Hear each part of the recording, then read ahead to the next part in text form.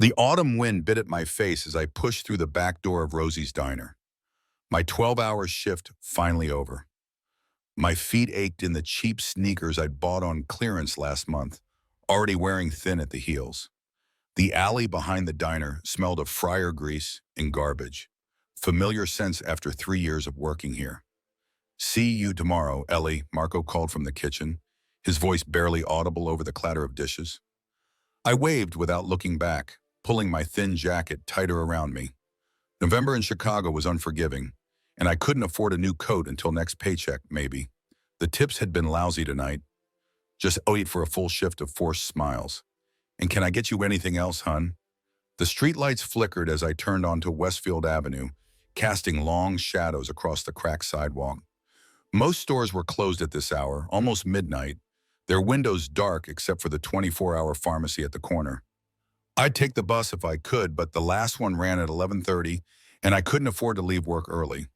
The 20-minute walk home was just another tax on being poor. I was mentally calculating how much of tomorrow's lunch I could skip to put aside money for winter boots when I saw her, a small figure crumpled on the sidewalk ahead, half hidden between a parked car and a mailbox. At first, I thought it might be a discarded bag of clothes, but then I saw a flash of red, a little red coat with gold buttons. Too nice for this neighborhood. "Hey," I called, quickening my pace. "Are you okay?" No response. As I got closer, my stomach dropped.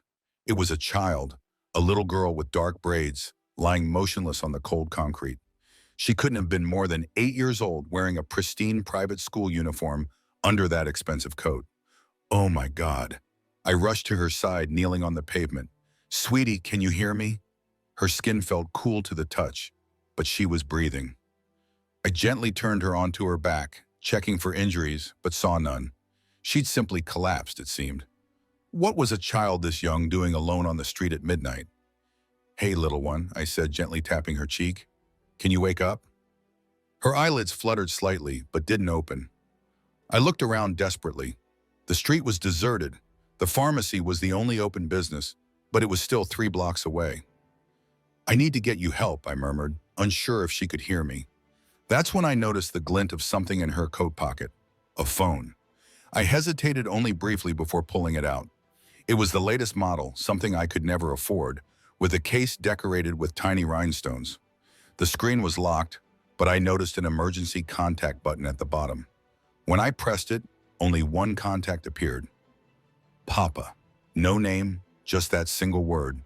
With trembling fingers, I hit the call button. It rang only once before someone answered. Isabella. The voice that came through the speaker was deep and accented.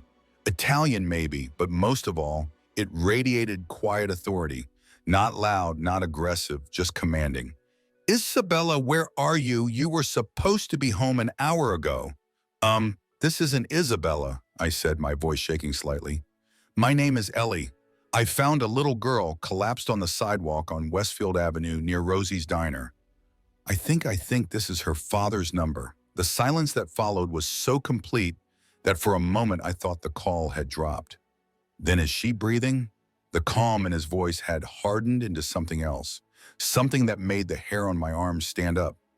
"Yes, she's breathing, but she's unconscious." I was going to call an ambulance, but no ambulance.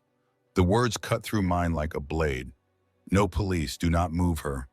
"I'm coming, stay exactly where you are." "But she needs medical." "I'm bringing a doctor." "Do not move, do not call anyone else, darling." Before I could respond, he spoke again, his voice slightly muffled as if he'd turned away from the phone. "Get the car now and call Dr. Michaels." Then back to me with knife-edge precision. "Exactly where?"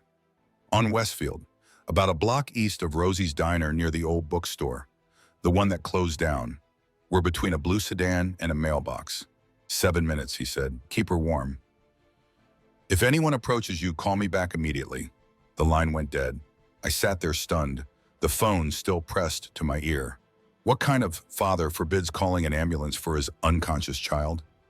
And the authority in his voice. My mind flashed to those crime documentaries my roommate Jen was always watching about men who spoke softly and carried big guns. But I didn't have much choice. The little girl, Isabella, he'd called her, was still unconscious, her breathing shallow. I took off my jacket and laid it over her, though it wasn't much warmer than the night air. As I did, I noticed a thin gold bracelet around her wrist, engraved with her name and what looked like a family crest. The minutes ticked by with excruciating slowness. I kept one hand on Isabella's wrist, monitoring her pulse while repeatedly checking the time on her phone. What had happened to her? She didn't smell of alcohol, and she seemed too young for drugs. Could it be some medical condition? At exactly 6 minutes and 40 seconds after the call ended, headlights swept around the corner. Not the yellow beams of a normal car, but the bright white glare of expensive LEDs. A black SUV with tinted windows moved down the street with deliberate slowness, like a predator scanning for prey. It pulled up directly in front of us, tires crunching on broken glass. The engine cut off, and the night went silent again. The rear door opened first, and a man stepped out, tall, broad-shouldered, wearing a tailored overcoat that probably cost more than 6 months of my rent. But it wasn't his clothes that made my breath catch. It was the sheer presence of him, the way space itself seemed to bend around him, like he carried his own gravity. He moved with controlled precision, his eyes sweeping the street before landing on me with laser focus. They were dark, almost black in the dim light, set in a face that might have been handsome if it weren't so terrifying in its intensity. A scar curved along his right jawline, thin and precise, like it had been placed there deliberately. He wasn't alone. The driver's door opened and a mountain of a man emerged, scanning our surroundings with practiced efficiency. From the passenger side, a third man appeared, carrying what looked like a medical bag, but I barely registered them. My attention was locked on the man in the overcoat as he approached, his steps silent despite his size. "Isabella," he said, and the name sounded different in his mouth. Reverent, almost. He knelt beside us, seemingly unconcerned about his expensive pants touching the dirty sidewalk. Up close, I caught his scent, something subtle and masculine. Sandalwood, maybe, mixed with the metallic tang of what I somehow knew was a gun hidden beneath that perfect coat. I found her like this," I stammered. "She hasn't woken up." His eyes flicked to mine for just a second, and I felt stripped bare like he'd assessed everything about me in that brief glance. My worn waitress uniform visible beneath my thin shirt, my cheap shoes, the exhaustion etched into my face. "The doctor will examine her," he said, nodding to the man with the bag, who immediately knelt on Isabella's other side. As the doctor worked, the father remained perfectly still, watching his daughter's face with frightening intensity. The scar on his jaw seemed to whiten as he clenched his teeth. "Sir," the doctor said after a moment, "her glucose levels are dangerously low. It's her diabetes I need to administer." Before he could finish, the father had already reached into his coat, producing a small case which he handed to the doctor. The medical man worked quickly, preparing an injection that he delivered with practiced efficiency. Almost immediately, color began to return to Isabella's cheeks. Her eyelids fluttered, then opened fully. For a moment, she looked confused. Then her gaze found her father. "Papa," she whispered. "I'm sorry, I forgot to eat after ballet." The transformation on the man's face was astonishing. The hardness melting away, replaced by relief so profound it was almost painful to witness. "Isabella," he said again, gathering her small body against his chest with gentle hands that I suspected were capable of terrible violence. "You scared me, Piccola mia." The little girl's arms wrapped around his neck, her face buried in his shoulder. I wanted to get home on my own like a big girl. Sophia's mom lets her walk home alone. Sophia's father isn't. He stopped himself, glancing at me. "We will discuss this later." He stood in one fluid motion, lifting Isabella as if she weighed nothing. That's when his gaze locked with mine again. More deliberate this time, studying me with unsettling thoroughness. "You found my daughter," he said. It wasn't a question. "Yes, I was walking home from work, and your name is Ellie. Eleanor, actually. Eleanor Walsh, but everyone calls me Ellie." His eyes narrowed slightly. "You work at the diner?" "Yes, for 3 years now." He seemed to be making a decision, weighing something in his mind. Then he reached into his pocket and extended a hand toward me. I flinched instinctively, which made something dangerous flicker across his features. "Your jacket," he said. I looked down, suddenly remembering my thin jacket still lying on the sidewalk where Isabella had been. I picked it up, dusting it off awkwardly. "Thank you for helping my daughter, Eleanor Walsh," he said, her full name rolling off his tongue with precision. "I do not forget such debts." It wasn't, anyone would have, few would have stopped. Fewer would have stayed. He shifted Isabella in his arms, and her eyes were now closed again, her breathing even. "And you did not call the authorities as I instructed." The way he said it made it clear that this was significant, that I had passed some test I hadn't known I was taking. "Your car is here," he said abruptly, nodding toward the SUV. "My driver will take you home." "Oh, that's not necessary. I only live a few blocks. It was not an offer." His tone remained pleasant, but the finality in it was unmistakable. Before I could protest further, the large driver had moved beside me, gesturing toward the vehicle with a politeness that somehow felt non-negotiable. As the father turned to carry Isabella to the car, I noticed something I had missed before. The bulge of a shoulder holster visible for just a moment as his coat shifted. My stomach clenched. The absolute command in his voice. The men who moved like shadows. The gun. The luxury. The quiet danger that emanated from him. I suddenly knew exactly what kind of man had just declared himself in my debt. And as I allowed myself to be escorted to the waiting SUV, a terrible certainty settled over me. My life had just irrevocably changed, and I had no idea what that would mean. The SUV's interior smelled of leather and something faintly metallic. I sat rigidly on the edge of the seat, hands clutched around my worn purse, as the driver navigated empty streets with practiced efficiency. In the middle row, the father cradled Isabella against his chest, occasionally murmuring something in Italian, while the doctor monitored her vitals. No one had asked for my address, yet somehow we were heading directly toward my apartment building. The Park View Apartments, correct? The driver's voice startled me, the first words anyone had spoken since we had entered the vehicle. "Yes," I answered, trying to mask my unease. "How did you? Third floor, apartment 3C?" The father interrupted without looking up from his daughter. "Shared with Jennifer Reyes, waitress at the Golden Crown Casino. Your lease expires in 3 months." A cold wave washed over me. My mouth opened, then closed, no words emerging. "I make it my business to know things, Eleanor Walsh," he continued, finally raising his gaze to mine. In the dim glow of passing streetlights, his eyes looked almost black. "Knowledge is survival." The car slowed to a stop in front of my building, a crumbling brick structure with security bars on the first-floor windows, and a front door that never quite locked properly.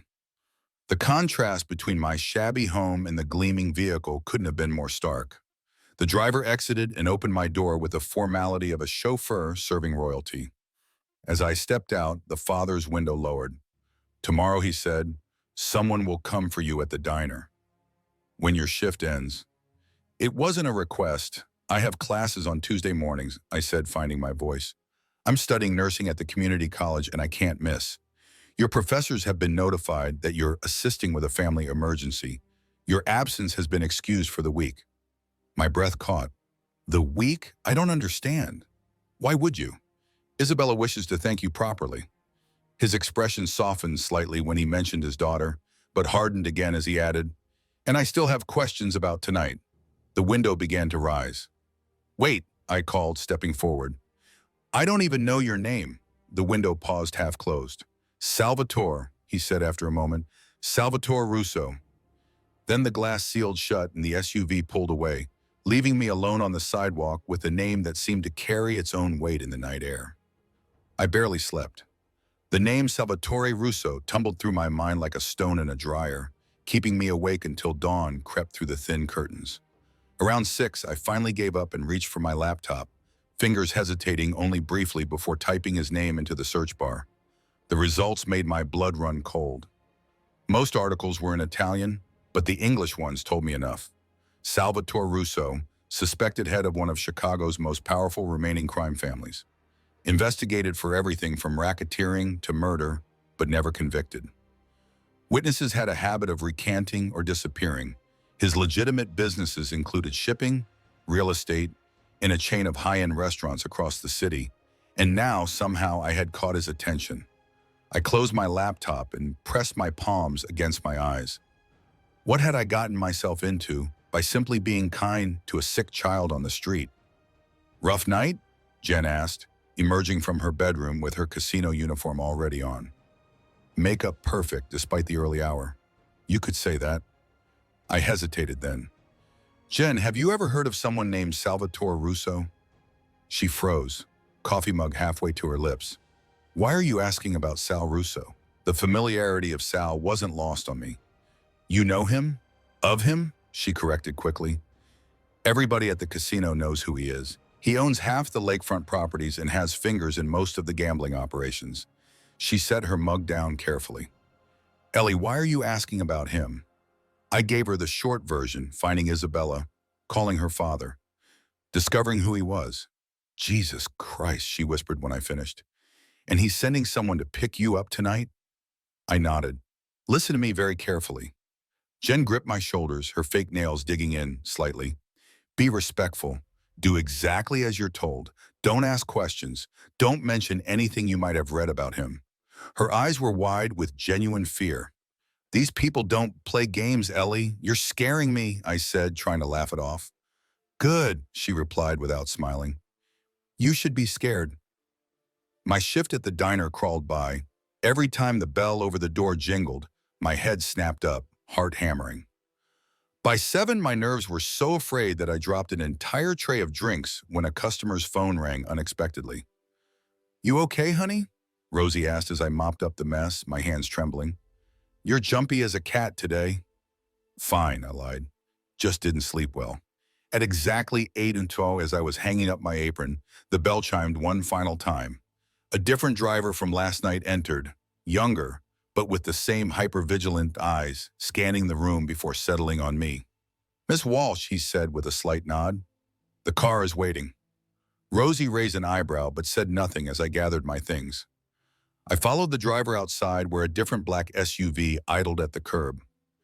This time there was no little girl inside, no doctor, just an empty leather seat and my hammering heart. We drove in silence, leaving my familiar neighborhood behind and heading north toward the glittering lakefront. The buildings grew newer, the streets cleaner, until we pulled through a gate into a private drive lined with immaculately trimmed hedges. At the end stood an imposing stone mansion, its windows glowing warmly against the evening darkness. 2 men in dark suits stood at attention by the front entrance.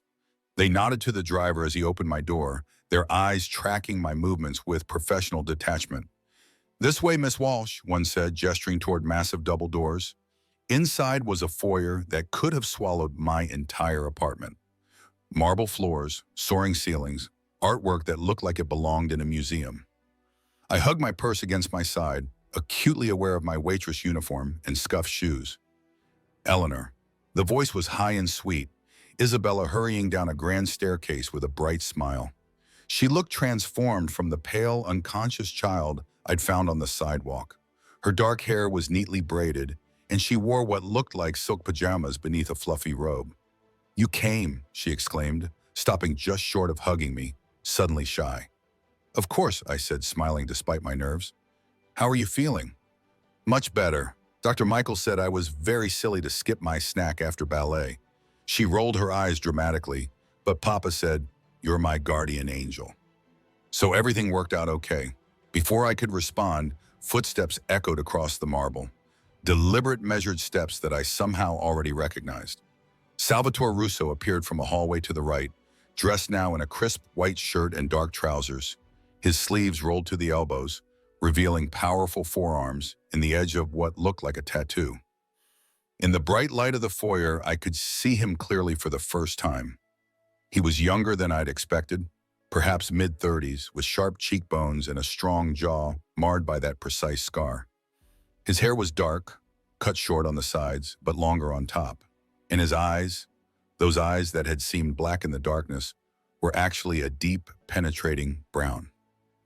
Isabella, he said, his tone gentle but firm.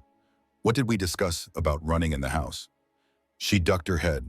Sorry, Papa. He placed a hand on her shoulder, then looked at me. I see you've met your savior again. I began. Modesty is admirable, but unnecessary, he cut me off. If not for you, my daughter might still be lying on that sidewalk. Something dark flashed across his features. Or worse. Isabella tugged at his hand. Can I show her my room, Papa? Please? I want to show her my science project. He checked his watch. A timepiece that probably cost more than my annual salary. 20 minutes. Then it's time for bed. His gaze shifted to me, after which Miss Walsh and I will talk. The way he said talk sent a shiver down my spine. Isabella led me up the staircase, chattering excitedly about school and her friends, and how her science project on ecosystems had won first prize. I followed, grateful for the reprieve from her father's intensity, but acutely aware of his eyes tracking our ascent. Her bedroom was the size of my entire apartment, decorated in shades of lilac and silver. Bookshelves lined one wall filled with titles well beyond an 8-year-old's typical reading level. A large desk held a computer setup that would make a tech executive jealous. This is Sophia, she said, pointing to a photo of herself with another girl. Her mom lets her walk home alone, but Papa says I'm not allowed because of who he is. She frowned slightly. What does that mean exactly? Papa never explains. I chose my words carefully. I think it means your dad is an important man, and important men sometimes have people who don't like them because of business. She nodded solemnly. That's what he says too, but he never talks about his business. She showed me her science project, an impressively detailed model of a rainforest ecosystem, and I made appropriate noises of admiration while trying to reconcile this normal, bright child with the dangerous world she inhabited. Exactly 20 minutes later, there was a knock at the door. A woman in what appeared to be a nurse's uniform entered. Time for bed, Mrs. Isabella, she said with a slight accent. Eastern European, maybe. But Sophia, your father was very clear. The woman's tone was kind but firm, and you need your rest after yesterday's episode. Isabella sighed dramatically but didn't argue further. She turned to me with a smile that transformed her face. Thank you for finding me, Eleanor. Papa says we're in your debt forever now. The word forever hung in the air like a weight. As the nurse ushered me back to the hallway, a different security man waited there, gesturing for me to follow him back downstairs and through a series of corridors. We stopped before a heavy wooden door. The man knocked once, then opened it without waiting for a response. Miss Walsh, sir, he announced, then stepped aside for me to enter. The room was a study lined with books and dominated by a massive desk. Behind it stood Salvatore, pouring amber liquid into 2 crystal glasses.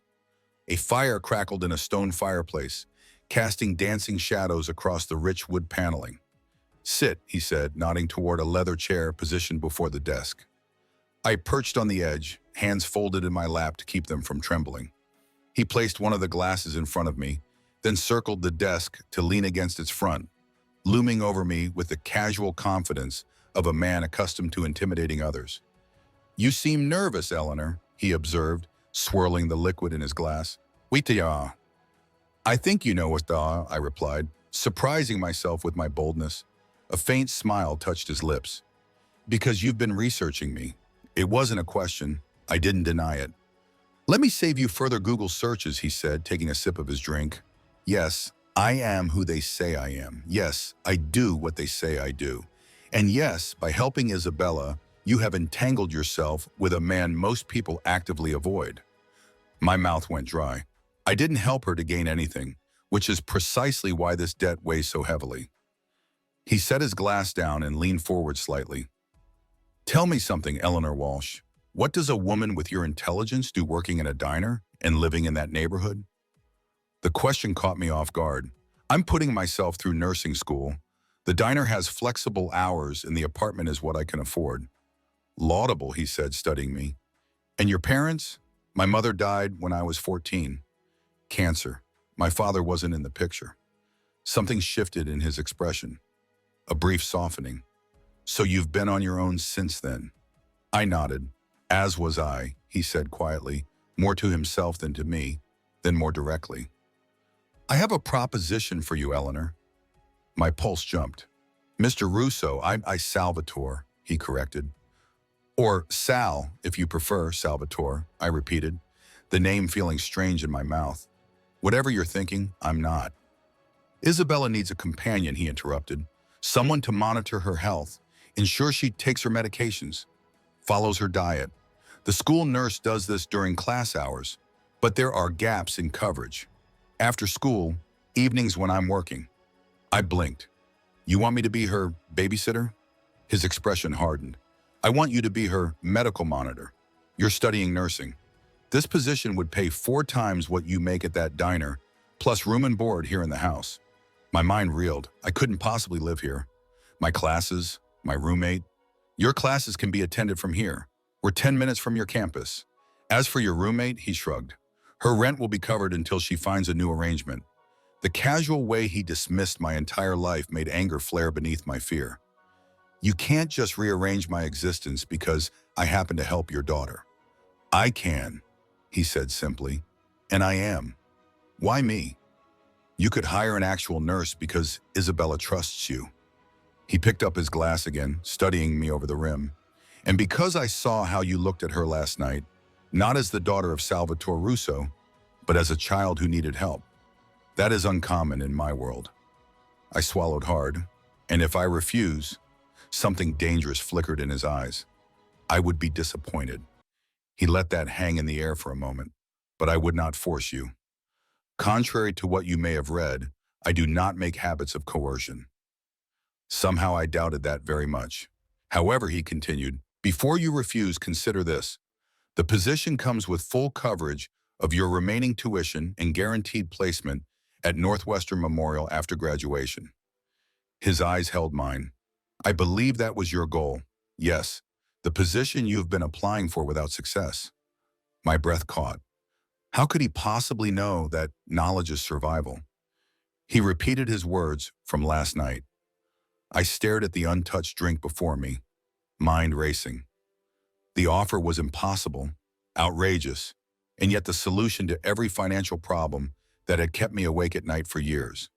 Complete my degree, Debtree, secure the job I dreamed of, all while earning more money than I'd ever had. All I had to do was move into the home of a man who terrified me. I need time to think, I said finally. Of course, he straightened and moving his back behind his desk. You have until tomorrow evening. One of my drivers will collect you after your shift.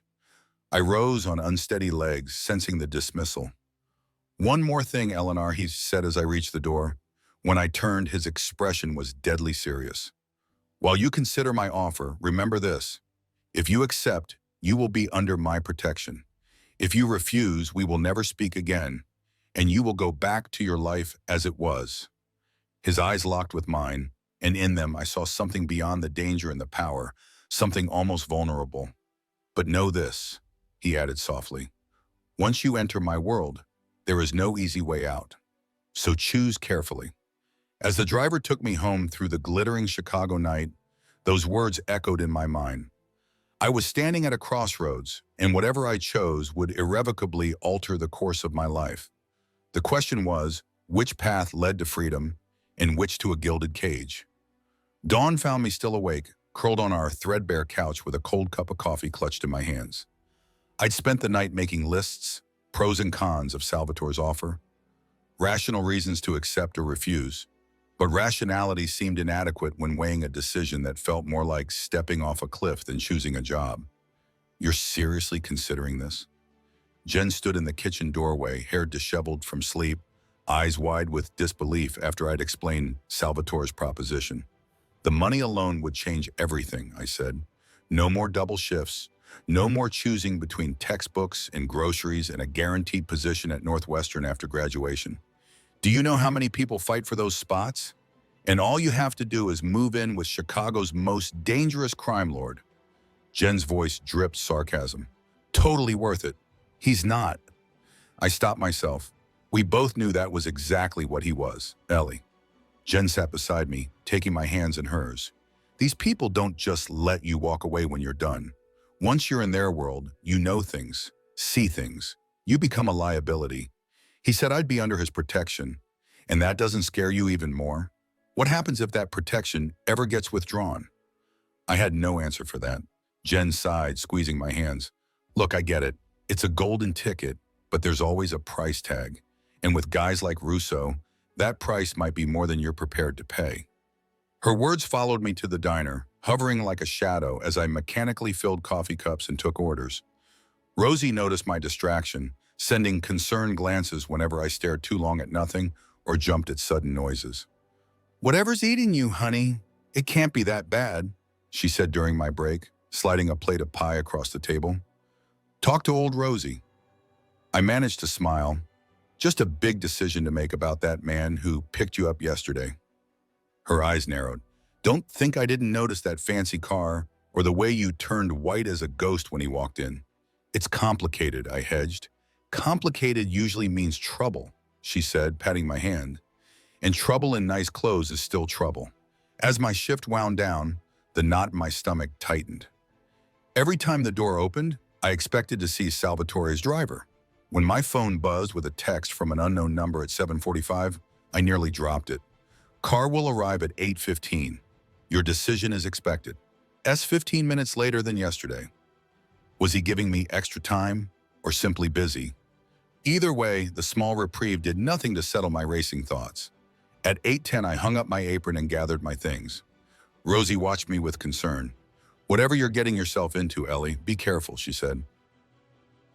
"Some ships aren't meant to be boarded, if you catch my drift." I hugged her impulsively. "I'll be okay, Rosie." "You better be," she replied gruffly. "Still need you on the breakfast shift Monday." Outside, the air had turned colder, threatening rain. I paced the sidewalk, still undecided, heart pounding as the minutes ticked by. A black SUV appeared at precisely 8:15, gliding to a stop before me. The window lowered, revealing not a driver, but Salvatore himself behind the wheel. No security visible, just him. An intimacy that felt more unsettling than a cadre of armed men. "Get in," he said, unlocking the passenger door. I hesitated only briefly before complying.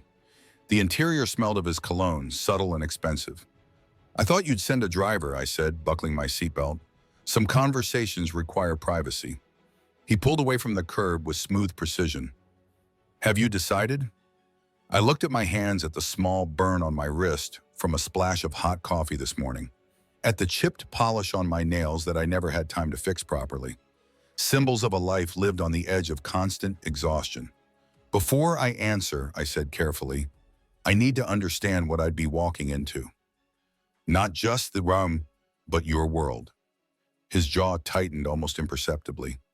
"What specifically concerns you?" "Violence," I said bluntly. "Illegal activities. Things I might witness that would make me complicit." He drove in silence for a moment, turning down Lakeshore Drive, where the dark water reflected the city lights. "My home is separate from my business, Eleanor. What happens in one does not spill into the other, but Isabella will never be exposed to certain realities," he continued, cutting me off. "And by extension, neither would you. Your duties would be limited to her care and companionship." I wasn't convinced. "And the men with guns, the doctors who make house calls in the middle of the night and don't report diabetic emergencies, those realities are already in your home." A muscle flexed in his jaw. "Security is necessary. As for Dr. Michaels, he is Isabella's private physician. There are aspects of my life that require discretion. That's exactly what worries me." He pulled the car to the side of the road, suddenly cutting the engine. When he turned to face me, his expression was deadly serious. "Let me be absolutely clear, Eleanor. I will never ask you to participate in, witness, or conceal anything illegal as part of your duties with Isabella. Your position would be legitimate in every sense, with proper taxation, benefits, and documentation. What I do outside my home is my concern, not yours." His intensity should have frightened me, but instead I found myself believing him. Not because I trusted him, but because I sensed protecting Isabella from his world was perhaps the one principle he held sacred. And when I finished my degree, I asked, "You leave with a letter of recommendation and connections that will open any door in Chicago's medical community?" His expression softened slightly. "And Isabella will have had the benefit of your care during an important period of her development." I took a deep breath. "I have conditions." Something like surprise flickered in his eyes, quickly replaced by amusement. "Do you?" "Yes. First, I need 1 day off each week to maintain my own life. See friends, go to my apartment, just exist outside your world. Second, I need a written contract spelling out exactly what you just promised. And third," I hesitated, then forged ahead, If I ever feel unsafe, I can leave immediately. No questions asked, no consequences. He studied me for a long moment. Your first two conditions are reasonable. Your third, his voice hardened, shows you still don't understand what it means to have my protection. If you ever felt unsafe in my home, the threat would be eliminated, not you. A chill ran down my spine at the casual way he spoke of eliminating threats. But there was something else in his words, a fierce protectiveness that extended beyond his daughter to anyone under his care. So he prompted your decision. I closed my eyes briefly, then met his gaze directly. I accept. The corner of his mouth lifted in what might have been a smile. Good. He started the car again, merging smoothly back onto Lakeshore Drive. We drove in silence for several minutes before I realized we weren't heading toward his mansion or my apartment. Where are we going? I asked. To settle your affairs, he replied. I assume you'll need to pack belongings, inform your roommate, resign from the diner tonight, I stammered. You begin tomorrow, he said, as if this were perfectly reasonable.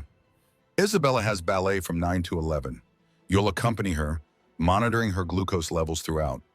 I've had a packet prepared with her medical history, treatment protocols, and emergency contacts. The methodical efficiency of it all left me speechless. He'd been so confident I'd accept that he'd already planned my first day. I haven't even given notice at the diner, I protested. Already handled. Rosie received an offer this afternoon to cover your remaining shifts at triple the usual rate, plus a consulting fee for menu development at one of my restaurants. He glanced at me. She agreed quite readily. Indignation flared. You had no right to. Would you prefer to work your 2 notice while also caring for Isabella? He asked calmly. I merely expedited an inevitable transition. Put that way, it made practical sense, but the high-handed manner still rankled. And what about my classes? My teaching assistants won't just accept that I'm suddenly doing everything remotely. Your professors have been informed that you've received a prestigious private nursing position that includes educational accommodation. He changed lanes effortlessly. Northwestern Medical is very supportive of the arrangement, especially after my recent donation to their pediatric research department. I stared at him, a mixture of awe and horror washing over me. Is there anything you can't simply arrange to your liking? His expression darkened momentarily. Many things, Eleanor, far more than you might imagine. We pulled up to my apartment building, but instead of stopping, he drove into the small parking lot behind it, a space usually reserved for residents who could afford the extra fee. I'll come up with you, he said, killing the engine. That's not necessary, I replied quickly. The thought of Salvatore Russo in my tiny, shabby apartment made my stomach clench with embarrassment. It is, he countered. We need to discuss logistics, and I prefer not to do so in a vehicle. Before I could protest further, he was out of the car and opening my door. I led him reluctantly into the building, hyper-aware of his presence behind me as we climbed the 3 flights of stairs. The elevator had been temporarily out of service for the past 8 months. Jen was home, sprawled on the couch watching reality TV. She looked up as we entered, her expression morphing from casual interest to shock when she saw Salvatore. Holy shit, she whispered, scrambling to her feet. Hello, sir. The sir made Salvatore's mouth twitch slightly. Miss Reyes, he acknowledged with a slight nod. I understand you work at the Golden Crown. Yes, sir, she replied, shooting me a wide-eyed look. 5 years now. Victor Mendes speaks highly of your skills at the blackjack table. Jen blinked rapidly. Victor was the casino manager, 3 levels above her direct supervisor. I thank you, sir. Eleanor will be coming to work for me, Salvatore continued smoothly, which leaves you in need of a new roommate or a new living arrangement. Jen swallowed visibly. I've been thinking about moving closer to the casino anyway. Excellent. I've taken the liberty of arranging viewings for 3 apartments tomorrow. All within your budget, all with improved security. He produced a card from his pocket, handing it to her. My assistant will contact you with details. Jen took the card with slightly trembling fingers. That's very thoughtful. He nodded, then turned to me. You should pack what you'll need immediately. The rest can be moved tomorrow. I found my voice at last. You can't just reorganize our lives like this. Jen might not want to move, and I might need more than an hour to pack up my entire existence.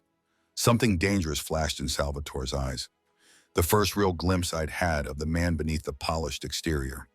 Time is a luxury I rarely waste. Eleanor, efficiency is not tyranny. It kind of is when you don't give people choices, I countered. Jen made a small choking sound, her eyes darting between us in horror. To my surprise, Salvatore's expression softened into something almost like respect. Very well, Miss Reyes. Do you object to the apartment viewings tomorrow? You're welcome to decline. Jen shook her head quickly. No objections. Thank you for the opportunity. And you? He turned back to me. How much time would you prefer for packing?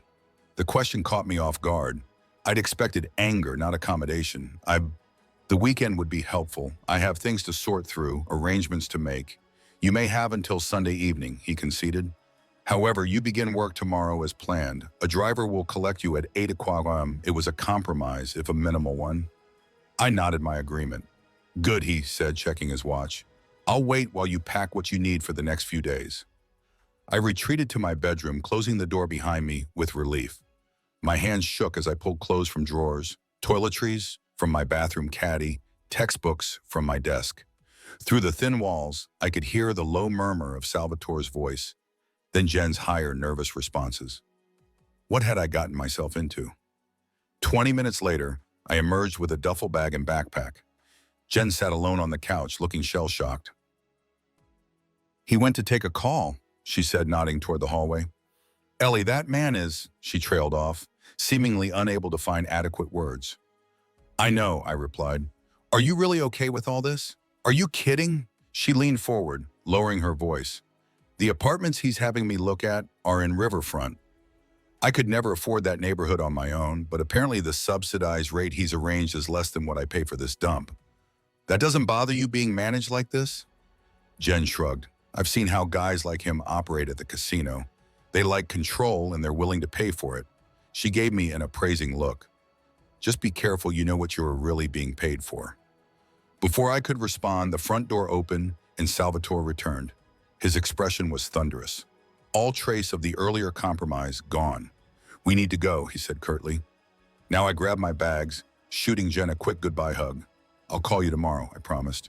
She nodded, her eyes conveying what her words couldn't. Be careful. Salvatore's hand settled at the small of my back as he guided me down the stairs. The touch light, but unmistakably possessive. In the car, he remained silent, his knuckles white on the steering wheel. Is everything okay? I ventured after several minutes. No, he replied tersely. Then with visible effort, he softened his tone. But it doesn't concern you. We drove not to his mansion, but to a high-rise overlooking the lake, a sleek glass tower with a uniformed doorman who hurried to open my door. My city residence, Salvatore explained, as we entered a private elevator requiring both a key card and fingerprint recognition. Isabella is already here. We'll return to the main house tomorrow. The elevator opened directly into a stunning penthouse apartment. Floor-to-ceiling windows showcased a breathtaking view of the lake and city skyline. The decor was minimalist but luxurious, everything in shades of white, gray, and black. A woman I recognized as Isabella's nurse appeared from a hallway. She's asleep, Mr. Russo. The excitement of coming to the city apartment tired her out. Salvatore nodded. Thank you, Sophia. You're dismissed for the evening. After she left, he turned to me. I'll show you to your room. Tomorrow, we'll discuss your duties in detail. He led me down a hallway to a guest suite larger than my entire apartment. A king-size bed dominated the space with an ensuite bathroom featuring a shower big enough for 4 people and a soaking tub beside yet another window with that spectacular view. Everything you need should be here, he said, gesturing to the bathroom. If not, use the house phone to request it. I set my bags down awkwardly. Thank you. He remained in the doorway, studying me with an intensity that made my skin prickle. You should know something, Eleanor. I don't usually allow people into my private residences. Few have seen this apartment who don't work directly for me. Why me, then? I asked, genuinely puzzled. Why go to all this trouble for someone who just happened to find your daughter on the street? He was silent for a long moment. Because you did what no one else would have done. In a neighborhood where people mind their own business to survive, you stopped to help a child you didn't know. That kind of integrity is rare in my world. Before I could respond, he added, And because Isabella hasn't stopped talking about her guardian angel since she woke up, my daughter's happiness is everything to me. There was such naked truth in that last statement that I found myself believing him completely, perhaps for the first time. Get some rest, he said, his usual commanding tone returning. Tomorrow will be a full day. As he turned to leave, I called after him. What happened on your phone call earlier? He paused, his back to me. Someone made a miscalculation, he said finally. It's being corrected. The ominous phrasing sent a chill through me. Is Isabella in danger? Is that why we came here instead of the house? He turned back, his expression unreadable. My daughter is always potentially in danger, Eleanor. It's the price of being mine. His eyes held mine. As you may discover yourself with that cryptic statement, he left, closing the door behind him. I sat on the edge of the enormous bed, the events of the day crashing over me like waves. Less than 48 hours ago, I'd been a waitress worrying about making rent. Now I was in the penthouse of one of Chicago's most feared men, hired to care for his daughter, drawn into his orbit by a simple act of kindness that had somehow upended my entire existence. As I stared out at the glittering city below, I couldn't shake the feeling that I was now caught in a current far stronger than I could swim against, being pulled deeper into waters where predators lurked just beneath the glittering surface. And Salvatore Russo, with his dark eyes and dangerous presence, was the most formidable predator of all. I woke disoriented, sunlight streaming through floor-to-ceiling windows I didn't recognize. For a moment, panic gripped me before memories of the previous night flooded back. Salvatore, the penthouse, my new life. The digital clock on the nightstand read 6:47. I'd slept deeply despite my anxiety, the luxurious mattress enveloping me like a cloud. I showered quickly in the enormous bathroom, marveling at the array of expensive toiletries lined up for my use, then faced the dilemma of what to wear. My waitress clothes seemed woefully inappropriate, but I hadn't packed much else. A soft knock interrupted my deliberation. Yes, I called, clutching my towel tighter. Good morning, Miss Walsh. A woman's voice, not Sophia's. Mr. Russo asked me to bring you suitable attire for today's activities. I opened the door to find a petite woman in a crisp black suit holding several garment bags. She stepped past me efficiently, hanging them in the closet. I'm Natalia, Mr. Russo's personal assistant, she said, assessing me with a cool gaze. I've brought options based on your measurements. The blue would be appropriate for today's ballet outing. My measurements, I echoed. How did you, Mr. Russo is thorough, she replied as if this explained everything. Breakfast will be served in 20 minutes. Isabella is looking forward to seeing you. With that, she departed, leaving me staring at the garment bags. Inside the one she'd indicated, I found a simple but elegant blue dress that probably cost more than a month's rent, along with a coordinating cardigan and flats. More disturbing was how perfectly everything fit, as if I'd been measured in my sleep. The main living area was even more impressive in daylight. One entire wall was glass, showcasing Lake Michigan stretching to the horizon. At a round table by the windows, Isabella sat in animated conversation with her father, who was reading something on a tablet while nodding at her chatter. Eleanor. Isabella spotted me first, her face lighting up. Papa said, "You're coming to ballet with me today. Do you dance too?" Not ballet, I admitted, smiling at her enthusiasm. I'm not very graceful. I can teach you. Miss Lavina says I'm the best in my class, even though I'm the youngest. Salvatore looked up, his eyes sweeping over me in a quick, assessing glance. He wore a charcoal suit that fit him perfectly, though his tie was loosened and the top button of his shirt undone, a small concession to the early hour. The dress suits you, he said, setting down his tablet. Sit, eat. It wasn't an invitation, but a command. I took the empty seat, hyper-aware of his presence across the table. A housekeeper I hadn't met appeared silently, setting a plate before me. Some kind of egg-white omelet with vegetables and a side of fresh fruit. Isabella has been explaining her ballet routine, Salvatore continued. His attention split between me and whatever he was reading on his tablet.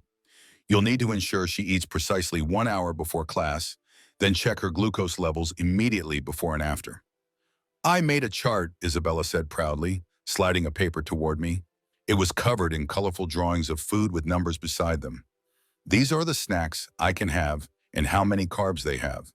Papa says you need to know because you're my new medical person. I studied the chart, impressed by her understanding of her condition at such a young age.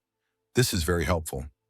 Thank you, Isabella. You can call me Izzy, she said, then glanced at her father. But only when Papa's not around. He doesn't like nicknames. Salvatore's mouth twitched. Eat your breakfast, Isabella. She dutifully returned to her food, but not before giving me a conspiratorial wink that warmed something inside me. The omelet was delicious, prepared with ingredients I probably couldn't name. I ate quietly, listening to Isabella's cheerful monologue about her ballet friends and the upcoming recital. Salvatore occasionally asked a question or murmured a response, but mostly seemed absorbed in whatever he was reading. Dr. Michaelos will meet you at the ballet studio, he said abruptly, looking up at me. He'll review Isabella's medical protocols and answer any questions. Sophia will accompany you as well, but her role is primarily security, not medical. Security? I echoed, pausing with my fork halfway to my mouth. Yes, his tone left no room for further questions on that topic. After ballet, you'll return here. Isabella has tutoring this afternoon while you and I discuss the details of your position. Can't Eleanor come to my math lesson? Isabella asked, pushing her empty plate away. Mr. Peterson is so boring. Your education is not meant to entertain you, Salvatore replied, though his tone was gentle, and Eleanor and I have business to discuss. Isabella sighed dramatically but didn't argue further, a child accustomed to her father's decisions being final. Salvatore checked his watch and stood. I have meetings this morning. Natalia will give you both phones before you leave. Secure devices with appropriate contacts programmed in. He rested his hand briefly on Isabella's head, a gesture of surprising tenderness. Behave for Miss Lavena today, I will, Papa. He turned to me, his expression hardening back to the controlled mask I was beginning to recognize as his public face. My driver will take you. Stay with Sophia and Isabella at all times. If anything seems unusual, anyone watching too closely, approaching without reason, any situation that makes you uncomfortable, alert Sophia immediately. The gravity of his tone sent a chill through me. Is there something specific I should be worried about? His jaw tightened. Just standard precautions, but I didn't believe him. Something had changed since last night. The same thing that had caused our sudden relocation to this penthouse instead of the mansion. He moved toward the elevator, then paused, turning back. One more thing, Eleanor. The dress you're wearing costs $4,000. Try not to get it dirty. My jaw dropped as he disappeared into the elevator. $4,000 for a simple blue dress. I could have paid almost 4 months' rent with that money. Papa likes to buy pretty things, Isabel observed, watching my expression with amusement. He got me 7 pairs of ballet shoes last month, and Miss Lavina said I only needed 1. The ballet studio occupied the top floor of a renovated warehouse in an upscale neighborhood. The driver, a stone-faced man who'd been introduced only as Anton, escorted us from the car to the entrance with the vigilance of a Secret Service agent, his eyes constantly scanning our surroundings. Sophia, who I'd now been formally introduced to, walked directly beside Isabella, her hand resting casually near her purse, where I strongly suspected she carried a weapon. Despite her nurse's scrubs and gentle demeanor with Isabella, everything about her movement screamed security professional. Inside, the studio was a beautiful space of gleaming hardwood floors and mirrored walls. About a dozen girls Isabella's age were already stretching at the bar under the watchful eye of a severe ill-looking woman I assumed was Miss Lavina. Isabella, the instructor, called, her Russian accent pronounced, "You are almost late. Quickly now." Isabella scampered off to join her classmates after a quick hug around my waist. I stood awkwardly with Sophia at the back of the room, where several other caretakers, nannies, mothers, and one father sat watching. Dr. Michaels will be here shortly, Sophia murmured, guiding me to empty chairs in the corner.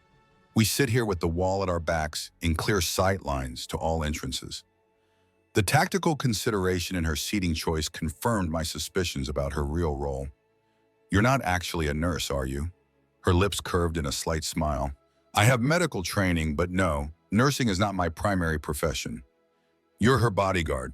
One of several, she corrected. The only female one, which is why I have the most direct contact. I watched Isabella execute a perfect plea, her small face serious with concentration. Is she in real danger, or is Salvatore just paranoid? Sophia's expression hardened. Mr. Russo has many enemies. Isabella is his only vulnerable point, and they know it. She studied me with new intensity, as will you be if you're seen as important to him. Before I could process that disturbing statement, a distinguished-looking man in his 60s entered the studio, nodding to Sophia before taking the seat beside me. "Miss Walsh," he said, extending his hand. "Dr. Edward Michaels. We met briefly the night you found Isabella, though you may not remember in the chaos." "I remember," I said, shaking his hand. He'd been the one to administer the glucose injection that had revived Isabella. "I understand you're studying nursing," he continued, opening a leather portfolio. "That gives us a helpful foundation. Isabella has type 1 diabetes, diagnosed at age 4. Her condition is generally well controlled, but she's at a challenging age. Active, sometimes forgetful about monitoring, and prone to growth spurts that can affect her insulin needs." For the next half hour, he walked me through Isabella's specific medical history, treatment protocols, and warning signs of complications. It was comprehensive and professional, exactly what any good pediatric endocrinologist would provide for a patient's caregiver. "Mr. Russo mentioned you're affiliated with Northwestern," I said when he'd finished. "Yes, I head the pediatric endocrinology department." He closed his portfolio. "Though my work with Isabella is private, off the books," I clarified. He met my gaze directly. "Miss Walsh, I've treated Isabella since her diagnosis. Mr. Russo values discretion, yes, but my primary concern is my patient's well-being. I maintain all proper medical records. They're simply not entered into systems that could be accessed by those who might wish the family harm." The explanation made clinical sense. Yet the underlying reality that Isabella's medical care had to be handled like a state secret underscored just how dangerous her father's world truly was. After ballet class ended, Isabella bounced over, face flushed with exertion. "Did you see my arabesque?" Eleanor Miss Lavina said it was perfect. "It was beautiful," I assured her, helping her change shoes. "How are you feeling? Any dizziness or weakness?" She shook her head. "I'm hungry, though. Let's check your levels first," I said, pulling out the glucose monitor Dr. Michaels had given me. Isabella held out her finger with practiced patience, barely flinching at the small prick. The reading showed her slightly below normal range. Not dangerous yet, but heading there. "Time for a snack," I announced, reaching for the small cooler Sophia had brought. Inside were carefully portioned options, each with its carbohydrate count labeled. "I want the apple and peanut butter," Isabella decided. As she ate, I noticed Sophia and Anton in quiet conversation by the door, their expressions tense. Dr. Michaels had also moved closer to Isabella, his casual demeanor belied by the alertness in his eyes. "Is something wrong?" I asked Sophia when she returned. "Change of plans," she said calmly, though I detected an undercurrent of tension. "We're going directly to the main house, not back to the penthouse." "Why?" I watched Isabella chatting happily with Dr. Michaels, oblivious to the sudden shift in atmosphere. Sophia's voice dropped. "Mr. Russo's orders. The car is waiting." The return journey felt different. Anton took a circuitous route, frequently checking his mirrors. A second vehicle, a black sedan I hadn't noticed before, followed at a distance. Sophia kept Isabella engaged with a game on her tablet, but her eyes constantly scanned the traffic around us. When we finally arrived at Salvatore's mansion, the gates opened immediately for our approach and closed just as quickly behind us. Two security men I recognized from my previous visit stood at attention at the front entrance. "Papa!" Isabella called, running towards Salvatore as he emerged from the house. He caught her in a tight embrace, lifting her off her feet. "How was ballet, Piccolamia?" he asked, his voice softer than I'd ever heard it. "Amazing." Eleanor watched the whole time, and she said my arabesque was beautiful. His eyes met mine over Isabella's head. "Did she?" I nodded, feeling oddly like I'd passed some kind of test. "Isabella, go with Sophia to wash up for lunch," he instructed, setting his daughter down. "Eleanor and I need to talk." Once Isabella had disappeared inside, Salvatore's expression transformed, the tender father vanishing, replaced by the hard-eyed man I'd glimpsed the night before in my study. He said curtly, leading the way through the mansion's opulent interior. His study here was larger than the one at the penthouse, lined with leather-bound books and dominated by an antique desk that looked like it belonged in a museum. A fire crackled in a massive stone fireplace despite the mild day outside. "Sit," he instructed, closing the door behind us. I perched on one of two leather chairs facing his desk. "What's going on?" Sophia said there was a change of plans and the security seemed heightened. He remained standing, pacing slightly. "There was an incident last night. Nothing that directly threatens Isabella, but a precaution nonetheless." "What kind of incident?" I pressed. His jaw tightened. "The kind that doesn't concern you." "It does if it affects Isabella's safety," I countered. "Or mine." He stopped pacing, fixing me with a penetrating stare. "You're right," he said after a moment, surprising me. "You've entangled yourself with my family, so you deserve certain truths." He moved to a cabinet, withdrawing a crystal decanter. "Drink." I shook my head. He poured himself 2 fingers of amber liquid, swirling it thoughtfully. "A business associate attempted to renegotiate terms yesterday by leveraging information about my movements. This associate has been reminded of the importance of loyalty." His eyes met mine. The reminder was not gentle. A chill ran down my spine at the implication. "And that's why we moved from the penthouse to here, in case this person knew where you lived." "The penthouse isn't a secret," he replied.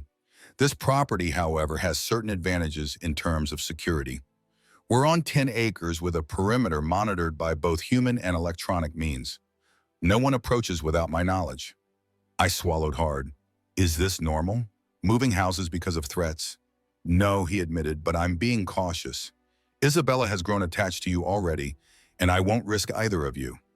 The casual inclusion of me and his protection both warmed and terrified me. "Salvatore," I began carefully. "I agreed to care for Isabella's health, not to be caught in the middle of whatever this is." "There is no middle ground in my world, Eleanor," he said, his voice hardening. "You're either under my protection or you're not. There is no halfway." The full weight of my decision crashed over me anew. I'd stepped into his orbit, and the gravity was far stronger than I'd imagined. "Now," he said, his tone shifting to something more businesslike, "to the matter of your employment." He opened a drawer, withdrawing a folder. "Your contract as requested, salary, benefits, confidentiality clauses, all clearly outlined." I took the document with trembling fingers. The salary figure made me blink twice to confirm I wasn't hallucinating. It was more than 5 times what I'd made at the diner. "This is excessive," I murmured. "It's appropriate compensation for the position and its unique requirements." He leaned against the desk, watching me scan the pages. "Your tuition will be paid directly to the university. A car will be available for your use when needed. Your 1 day off per week is included as stipulated." The thoroughness was impressive, the terms more generous than I could have imagined. Yet, as I flipped through the detailed document, I couldn't help feeling like I was signing away more than just my time. "One thing isn't addressed," I said, looking up at him. "You mentioned yesterday that if I ever felt unsafe, the threat would be eliminated. What exactly does that mean?" His expression remained impassive. "It means exactly what I said. Anyone who threatens someone under my protection faces consequences." "I don't want anyone hurt because of me," I insisted. "Then we're aligned in our interests," he replied smoothly, "because I don't want you hurt at all." The intensity in his gaze made heat rise to my cheeks. I looked back at the contract, trying to focus. "The clothing," I said suddenly. "This morning Natalia mentioned you had my measurements in this dress." I gestured to the blue dress I still wore. 4,000 is excessive for work attire." A hint of amusement touched his features. "Isabella's previous caretakers dressed accordingly. Your appearance reflects on my family." "But how did you get my measurements overnight?" "I have resources," he said simply. "Is the fit not to your liking?" "That's not the point," I said, flustered. "It feels invasive." He considered this, head tilted slightly. "I don't view efficiency as invasion, Eleanor, but I understand your perspective. In the future, Natalia will consult you before ordering anything. Would that be acceptable?" The concession, small as it was, surprised me. I nodded. "Good," he said, straightening. "Sign the contract, and we'll consider the matter settled." I hesitated, pen hovering over the signature line. "And if I change my mind later, if this becomes too much," his expression darkened. Do you intend to abandon Isabella after she's grown attached to you? No, of course not. But this world, your world, it's more complicated than I realized. He moved closer, his presence overwhelming in the confined space. Few things worth having come without complications. Eleanor. Something in his tone made me look up, catching an expression in his eyes I couldn't quite decipher. Something beyond the cool authority he typically projected. For a moment, I glimpsed vulnerability beneath the power. A man accustomed to controlling everything except perhaps his own heart, where his daughter was concerned, and now possibly where I was concerned too. The realization sent a jolt through me. I signed quickly before I could second-guess myself further. Excellent, he said, taking the contract and returning it to his desk. Now there's the matter of your living arrangements. Your room here is adjacent to Isabella's suite. Sophia stays in the connected room on her other side when on duty. My things are being collected from your apartment this afternoon. He finished for me. I've assigned personnel to pack and transport everything. They'll be respectful of your privacy. The thought of strangers handling my possessions made me uncomfortable, but I'd already surrendered so much control that this seemed a minor point to argue. Isabella has tutoring until 3, he continued. I suggest you use that time to familiarize yourself with the house, particularly the security protocols, Carlos. He nodded toward the door where I presumed a security man waited outside. We'll show you the grounds and explain the systems you need to understand. It all felt overwhelming, the contract, the house, the implicit dangers lurking at the periphery of this new life I'd chosen. Any questions? He asked, watching me closely. Just one, I said, finding my voice. The man who tried to leverage information about you. What happened to him? Something cold flickered in Salvatore's eyes. He's reconsidering his poor choices from a hospital bed. He stepped closer until I could smell his cologne. That same subtle, expensive scent I'd noticed in his car. I protect what's mine, Eleanor. Remember that. The possessive phrasing sent a shiver down my spine. Not entirely from fear. Isabella is waiting for lunch, he said abruptly, shifting back to the practical. After your tour of the grounds, join her in the sunroom. She's excited to show you her science projects. As I followed him from the study, I caught a glimpse of my reflection in a gilded mirror. The expensive blue dress, my hair neatly arranged, looking every bit the polished professional I'd never had the means to become. But beneath that veneer, I saw the truth in my own eyes. I was in deeper than I'd ever intended, drawn into Salvatore Russo's orbit by forces I didn't fully understand. And somewhere between fear and fascination, I was beginning to lose sight of where his world ended and my own began. 3 weeks passed in a whirlwind of new routines. Each morning began with checking Isabella's glucose levels, then breakfast in the sunlit kitchen, often just the two of us, as Salvatore frequently left before dawn for business. Afternoons were filled with Isabella's various activities: ballet 3 times a week, piano lessons, tutoring, and the occasional play date with carefully vetted friends. I'd settled into a rhythm, learning the complex dance of living in Salvatore's world. The mansion staff, a mix of household employees and thinly disguised security personnel, had accepted my presence with professional courtesy, if not warmth. Sophia had become something of an ally, teaching me the unwritten rules of the household and occasionally sharing small insights into Salvatore's complex personality. He trusts you with Isabella, she told me one evening as we watched the little girl practice piano. That's rare. The last tutor lasted 3 days before he decided she watched his daughter too closely, like she was memorizing details for someone else. The constant undercurrent of paranoia should have been suffocating. Yet somehow it had become normalized. Checking rooms before entering them, never answering the door myself, reporting any unusual cars or people near the property. The mansion itself was a fortress disguised as a luxury home with security features I was only beginning to understand. As for Salvatore himself, he remained an enigma, sometimes absent for days, other times appearing unexpectedly to join Isabella and me for dinner or an evening movie. Around his daughter, he was attentive and surprisingly gentle. Around me, he maintained a careful distance.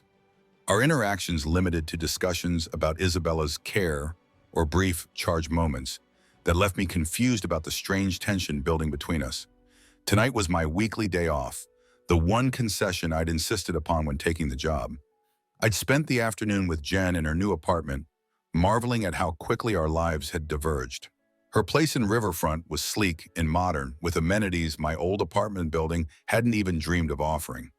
"You look different," Jen had observed over wine, "more polished, like you belong in his world now." I'd laughed it off.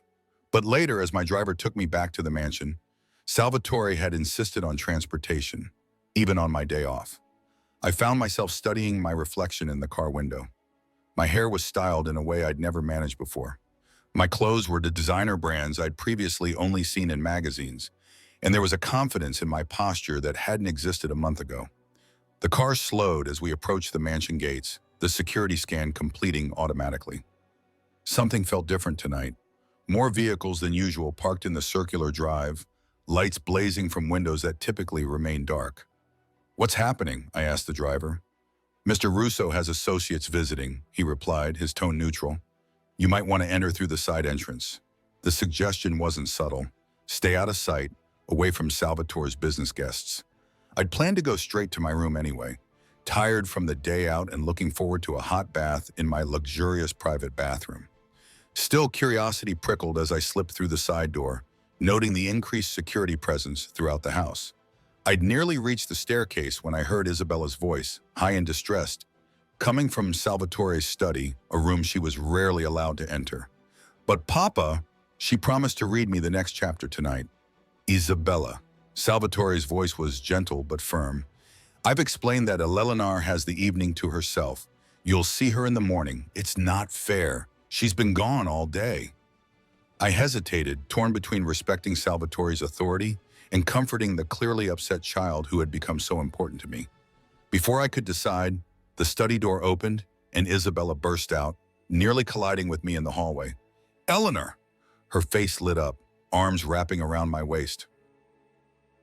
"You came back early. I'm right on schedule, actually," I said, smoothing her hair. "What's got you so upset, sweetheart?" Salvatore appeared in the doorway behind her, and I felt my breath catch. He wore a perfectly tailored black suit with a burgundy tie, his hair combed back, the scar along his jaw somehow more pronounced in the hallway's lighting. He looked formidable, powerful, and irritated at the interruption. "Isabella," he said, his tone warning, "I told you Eleanor needs her privacy on her day off." "It's okay," I assured him, surprising myself with how easily I now contradicted the man who had once terrified me. "I don't mind reading her a chapter before bed." His eyes narrowed slightly, but before he could respond, a voice called from within the study. Deep male with a heavy accent. "Salvatore, we need to conclude this discussion. Time is pressing." Isabella's grip on me tightened. I'd never seen her afraid before, but something about that voice clearly unsettled her. Salvatore noticed too. His expression softened as he knelt to Isabella's eye level. "Go with Eleanor Piccola Mia. I'll come say goodnight when I'm finished." She nodded, pressing closer to me. As Salvatore straightened, our eyes met over her head and something passed between us. "Concern for Isabella?" "Yes, but something more complex too." "Your guess," I began quietly. "Will be gone soon," he finished, his voice equally low. "Take her upstairs, please." It wasn't until we reached Isabella's room that I felt her relax, her small body no longer rigid with tension. "I don't like Uncle Victor," she confided as I helped her into pajamas. "He smells like cigars and looks at me funny." "Is that who's visiting your father?" I asked casually, trying not to sound too interested. She nodded, climbing into her canopy bed. "Him and some other men. They come sometimes, and Papa always makes me stay upstairs when they're here." She leaned closer, lowering her voice. "Sophia says they're business partners, but I heard Marco tell Carlos they're from the old country and very dangerous." Marco was Salvatore's head of security, Carlos his second in command. The fact that they discussed such things where Isabella might overhear troubled me. "Well, your father would never let anyone dangerous near you," I assured her, pulling her favorite book from the nightstand. "Now, where did we leave off? Was the princess about to enter the enchanted forest?" She settled against her pillows, her earlier distress forgotten as I began reading. By the third page, her eyelids were drooping. By the fifth, she was asleep. I marked our place and tucked the blankets around her, brushing a kiss across her forehead, a gesture that had become natural over the weeks. As I turned to leave, I found Salvatore standing in the doorway, watching us with an unreadable expression. She was exhausted, I whispered, moving past him into the hallway. He closed Isabella's door quietly, then remained standing closer than was strictly necessary, his cologne enveloping me. Sandalwood and something else I could never quite identify. You didn't have to come back tonight, he said. Your contract guarantees you a full 24 hours. I wanted to come home, I replied, the word home slipping out before I could catch it. Besides, she was expecting me for her bedtime story. Something flickered in his eyes at my use of home. You've been good for her, he said after a moment. She's more balanced with you here, less as anxious. Children need consistency. I said something I imagine is difficult in your line of work. His jaw tightened. Isabella has everything she needs except normally, I countered. She overheard your security men talking about your dangerous visitors tonight. Anger flashed across his features. Who? That's not the point, Salvatore. The point is, she's absorbing more than you realize about your world. She's afraid of your associate, Victor. Though she can't articulate why she should be afraid of him, he muttered, then shook his head. I'll speak with Marco about discretion around Isabella. I nodded, suddenly aware of how tired I was. I should get to bed too. Wait. His hand caught my arm, the touch sending warmth through me despite the thin fabric of my blouse. I need to discuss something with you. Come to my study after I've concluded this meeting. Is everything okay? Isabella's health is fine, he assured me. This is about other matters. Give me 30 minutes. The request or command was Salvatore. It was hard to distinguish, left me curious and uneasy. In the 3 weeks I'd worked for him, he'd never summoned me to a study late at night. In my room, I changed from my day clothes into more comfortable attire, leggings, and an oversized sweater that had somehow survived Natalia's wardrobe purges. I checked Isabella one more time, finding her still peacefully asleep, then made my way back downstairs. The mansion was quiet now, the visitors apparently gone. I knocked softly on the study door. Enter, Salvatore called. He stood by the fireplace, jacket removed, shirt sleeves rolled up to reveal powerful forearms, and the edge of what I now knew was a family crest tattooed on his right wrist. He'd loosened his tie and held a glass of what looked like whiskey, his posture suggesting fatigue beneath the ever-present authority. You wanted to see me? I said, remaining near the door. Sit, please. He gestured to the leather sofa near the fire rather than the formal chairs before his desk. A more intimate setting that made my pulse quicken slightly. I perched on the edge of the sofa. He remained standing, swirling the amber liquid in his glass. I'll be traveling to Italy next week, he said without preamble. Business that can't be handled remotely. I'll be gone approximately 10 days. I nodded, uncertain why this required a private meeting. He traveled twice already during my employment, though never for so long. I want you and Isabella to come with me, he continued, watching my reaction closely. To Italy, I blinked in surprise. But her school, her routine, arrangements have been made with her teachers. The villa has secure grounds where her routine can continue relatively undisturbed. He set down his glass. She's never seen her ancestral home. I think it's time. And you need me because of her diabetes management, I concluded. That's one reason, he agreed, his eyes never leaving mine, but not the only one. Something in his tone made my heartbeat accelerate. What are the others? He moved to sit beside me on the sofa, close enough that I could feel the heat radiating from his body. Isabella trusts you completely. Having you there will make the transition easier for her. And I prompted, sensing he was holding something back. He was silent for a moment, studying me with that penetrating gaze that always made me feel like he could see straight through my defenses. The men who were here tonight represent certain traditional elements in my organization, he said finally. They have specific ideas about family succession, appearances, proper roles. They're pressuring me to formalize arrangements they believe are overdue. I frowned, not following. What kind of arrangements? A marriage alliance, he said bluntly, with the daughter of an associate in Sicily. It would strengthen certain business ties and satisfy traditional expectations. The revelation hit me with unexpected force, a hollow feeling opening in my stomach. Oh, was all I managed. I have no interest in their arrangement, he continued, his voice hardening. But appearances matter in my position. Bringing you and Isabella, presenting us as a family unit, sends a message that would end these discussions permanently. I stood abruptly, needing distance from his overwhelming presence. You want me to pretend to be what exactly? Your girlfriend? Your wife? I want you to be exactly what you are, an intelligent, capable woman who cares for my daughter and has earned my trust. He rose as well, moving to stand before me. The rest they will assume based on your presence at my side. Using me as a shield against an unwanted marriage, I clarified, unexpected hurt making my tone sharper than intended. His expression darkened. Is that how you see it? How else should I see it? Perhaps as an opportunity, he countered, to see Italy, to experience the culture, to further solidify your position in Isabella's life, or perhaps as a step further into a world I had never intended to enter, I replied.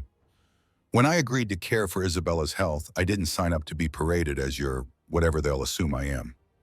He stepped closer until barely inches separated us. And what would be so objectionable about those assumptions, Eleanor?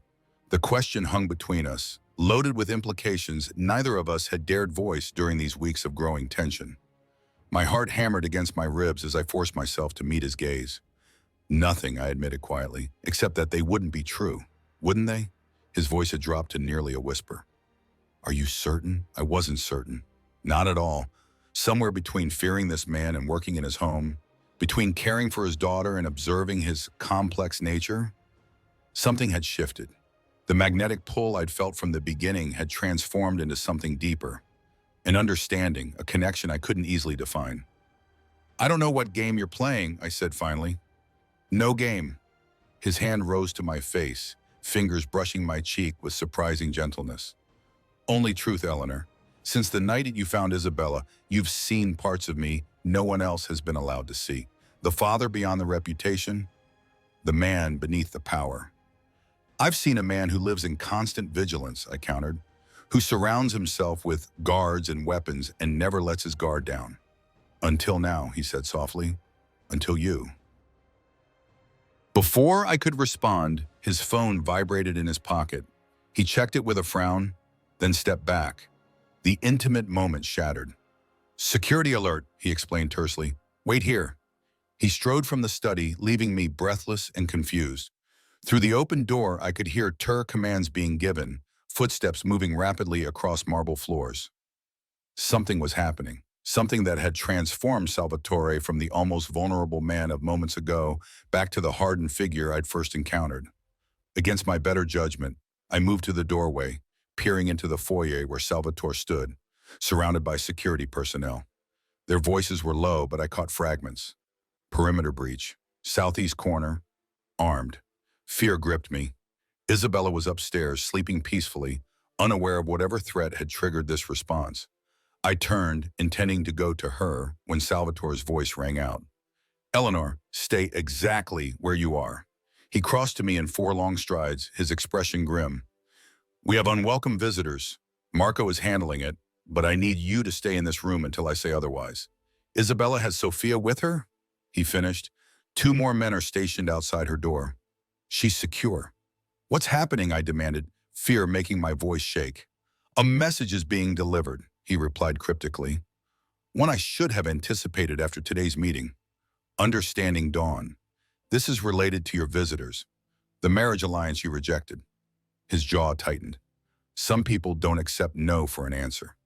From somewhere outside came the sound of what might have been a muffled gunshot. I flinched, but Salvatore's expression didn't change. Stay here, he repeated more forcefully this time. Lock the door behind me. Open it only for me or Marco.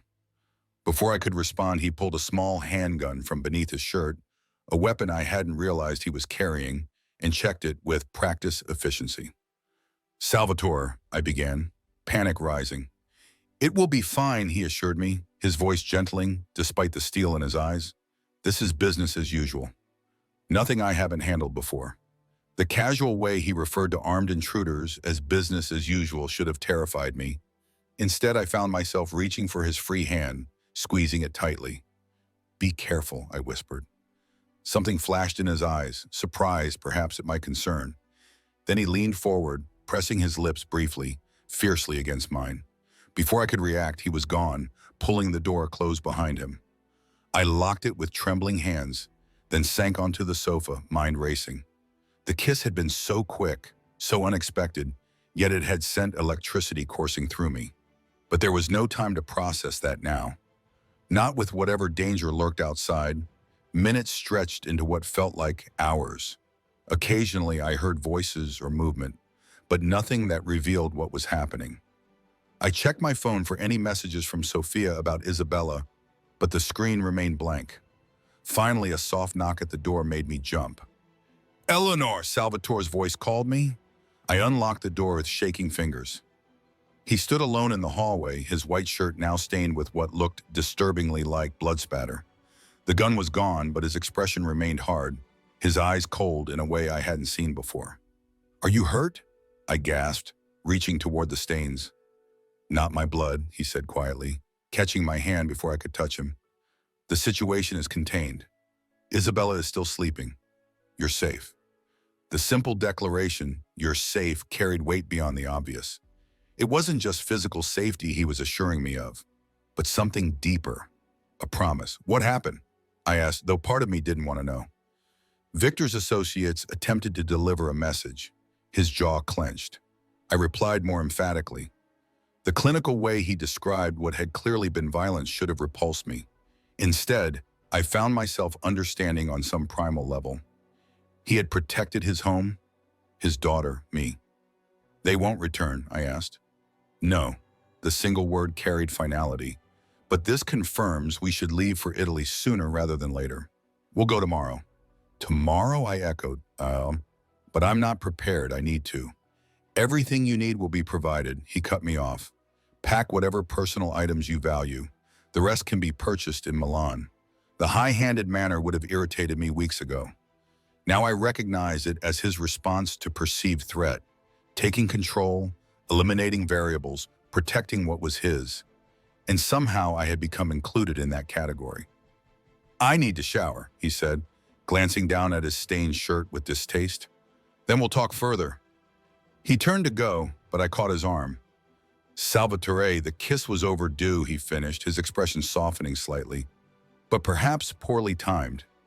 "Perhaps," I agreed, a small smile escaping despite the tension of the moment. He studied me for a long moment. 3 weeks ago, you were terrified of me." "I still am sometimes," I admitted. "But I've seen more now. The father who reads bedtime stories. The man who remembers how I take my coffee. The protector who would do anything to keep his daughter safe." "And you?" he asked, his voice dropping. "Would I do anything to keep you safe as well?" The question hung between us, heavy with implication. 3 weeks ago, I would have assumed he saw me as an employee, useful for Isabella's care, but ultimately expendable. Now looking into his eyes, I saw something else entirely. Something possessive, fierce, and undeniably genuine. "Yes," I whispered. "I think you would." His hand rose to cut my cheek, thumb tracing my lower lip. "Come to Italy, Eleanor, not as my shield or my employee, as something more." "What exactly?" I pressed, needing clarity despite the hypnotic effect of his touch. "Mine," he said simply. "In whatever way you're willing to be." The possessiveness of the word should have offended my independent nature. Instead, it sent warmth coursing through me. Not submission, but belonging, a mutual claiming. "I need to check on Isabella first," I said, not quite answering. "And you need that shower." A faint smile touched his lips. "Practical as always?" "One of us needs to be," I replied, matching his smile with my own. Dawn painted the sky in shades of pink and gold as our private jet lifted off from Chicago. Isabella slept peacefully across from us, exhausted from the whirlwind of preparation for our sudden departure. Sophia sat further back, maintaining a discreet distance while never taking her eyes off her charge. Beside me, Salvatore worked quietly on his tablet, occasionally making calls in rapid Italian. The events of the night before seemed to have been compartmentalized. Violence tucked away, business continuing, plans advancing. Yet something fundamental had changed between us. His hand rested casually on mine during takeoff, his body angled protectively toward me when the flight attendant approached, his eyes finding mine with newfound openness. "You never actually said yes," he observed quietly after ending a call. "To Italy. I'm on the plane, aren't I?" To being mine, he clarified, his voice low enough that only I could hear. I looked at Isabella, sleeping peacefully with complete trust in her father's ability to keep her safe. I thought of the blood on his shirt last night, the unseen violence he was capable of, the dangerous world he inhabited. I thought of the gentle way he brushed his daughter's hair from her forehead, the respect with which he treated my boundaries despite his habitual command of everything around him. Your world frightens me, I admitted. The violence, the constant vigilance, the enemies lurking in shadows. His expression tightened. I understand but you don't frighten me anymore, I continued, cutting him off. Neither does the idea of being yours. What scares me is how quickly that became something I wanted. His eyes darkened with an emotion I was only beginning to recognize. And now I'm flying to Italy with the most dangerous man I've ever met, I said, turning my hand beneath his so our palms pressed together. A man I've watched murder for his daughter's safety. A man who kisses like he's claiming territory. And yet you're still here, he observed, fingers interlacing with mine. Yes, I agreed softly. I'm still here. Isabella stirred across from us, her eyes blinking open sleepily. Are we in Italy yet? She mumbled. Not yet, Piccolomia, Salvatore answered, his tone gentle. Many hours still to fly, she yawned, gaze moving between us, settling on our clasped hands. A smile bloomed across her face, knowing, pleased, unsurprised. I told Sophia you were going to be my new mama, she announced with a child's directness.